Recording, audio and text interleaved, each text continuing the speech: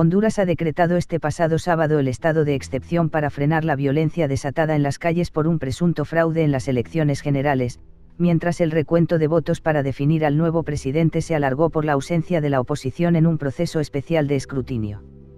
El gobierno de Juan Orlando Hernández, quien aspira a la reelección y aventaja provisionalmente en el recuento de votos al candidato opositor, Salvador Nasralla, puso en vigor la suspensión de garantías desde las 11 horas local del viernes, 6 del sábado en España, y durante 10 días. Durante la vigencia del decreto queda prohibida la libre circulación entre las 6 de la tarde y las 6 de la mañana en todo o parte del territorio nacional, aunque de esto se exceptúan a los miembros y todo el personal del Tribunal Supremo Electoral, TSE, los representantes de los partidos políticos, observadores y periodistas acreditados por el organismo de comicios. También a los trabajadores del transporte de carga, de los entes de socorro, personal médico y de enfermería y los miembros del Cuerpo de Seguridad y de Justicia, además de diplomáticos.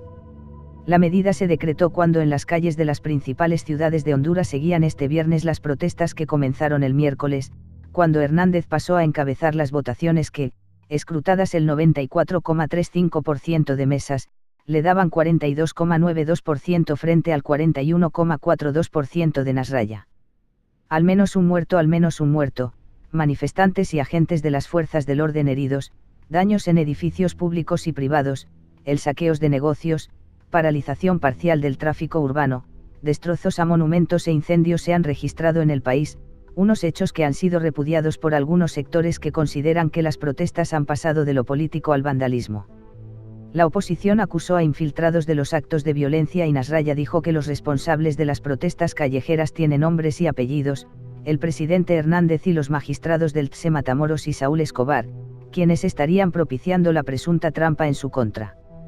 En ese ambiente de crispación y antes del anuncio del estado de excepción, el presidente del Tribunal Supremo de Justicia, TSJ, David Matamoros, dijo en una rueda de prensa que esperan comenzar este sábado el recuento de 1 millar de actas con inconsistencias y en las están los votos que definirían al nuevo presidente del país. Las propias autoridades de comicios habían anunciado que esperaban iniciar y terminar este mismo viernes ese recuento, pero el proceso nunca comenzó porque los representantes de Nasralla no se presentaron. Matamoros agregó que la alianza de oposición también hizo nuevas solicitudes en cuanto a asuntos de informática y electorales, entre ellas que el TSE que le entregue el listado completo de las actas que van a observación o escrutinio especial, y de las 5.174 actas que se escanearon en las oficinas del organismo en su centro de acopio en Tegucigalpa.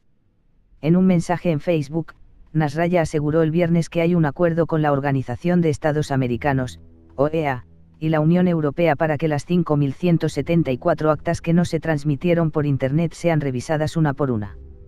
El mismo viernes Hernández, en un audio difundido por medios locales, instó a sus compatriotas a esperar con paciencia y prudencia, y con ganas, los resultados del organismo.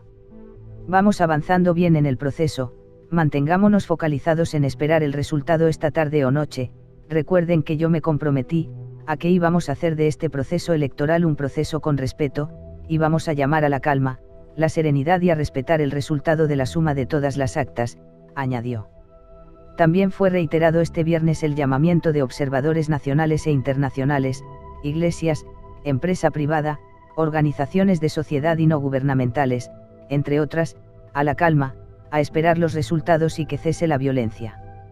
En las votaciones del 26 de noviembre Honduras se eligieron un presidente, 3 vicepresidentes, 128 diputados para el Parlamento local, 20 para el centroamericano y 298 alcaldías municipales.